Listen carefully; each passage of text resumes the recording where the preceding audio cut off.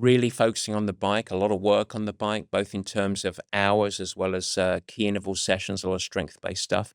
And then on the running, just say, don't try and this is a fake truth. We're not trying to build fitness. All we're trying to build is tissue resilience. Now, the truth is that by running frequently, You're building fitness. you're building fitness, you're building motor programming and muscular recruitment, you're improving your technique. But it was always, I think it was important for Gwen that she could finish a session and not feel fatigued. Mhm. And that had a huge impact on her. Yeah.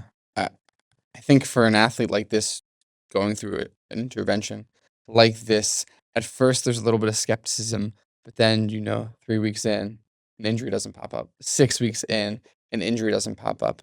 And then you start to see the light and say, oh, this is working. I feel really good. I feel really strong. Yeah. And I think it's important to highlight for listeners that she was still working very hard, just depressurizing the run. That's a word we use a lot at Purple Patch when talking with athletes is sometimes when there's an issue, we want to depressurize it and we want to look, how can we solve it somewhere else and depressurize this thing that's becoming a monkey on a back, which is we don't want.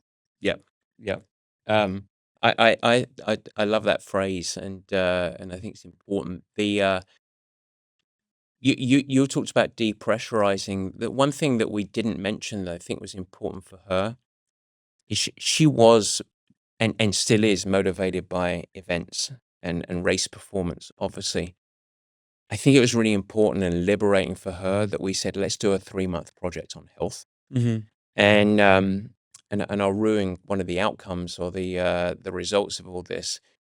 But interestingly, that really created freedom for her. We depressurized it. I think we did a really good job on the team for Gwen on that. She was chasing tissue health. And interestingly, at the end of that 3 months, we had her just go and pop into a local half-IRONMAN. And she did her best half-IRONMAN that she'd ever done.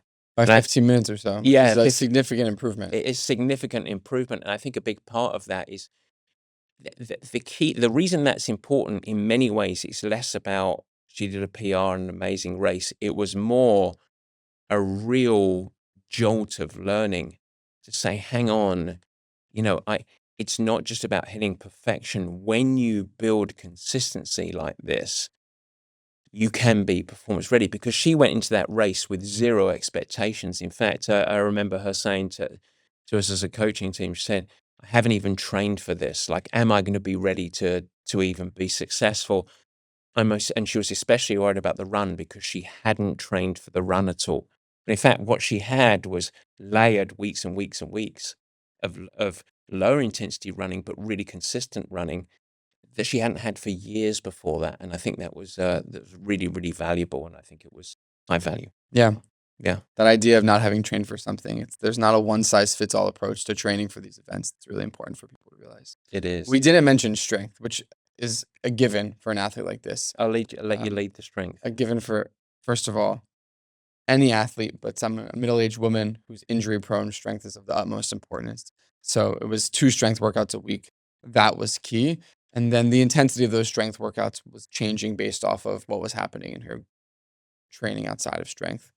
Yeah, I think, I deserve a smack on the bottom because we didn't mention strength. And in fact, it was really important because it was integrated and not dumped on afterwards. It makes it sound like we're dumping it on, but we actually almost wrapped the endurance work around the strength sessions. Mm-hmm. And that became really, really important, I think, for her. Strength is a critical component for any athlete, but as you say in this, it was everything. And what that looks like is, we talked about this with our previous case study, David, the hybrid approach of workouts. So because she was focusing on run frequency, not necessarily long run sessions, she was able to tack on runs to the end of a strength session and get more bang for her buck with her training time. Yeah, that was good.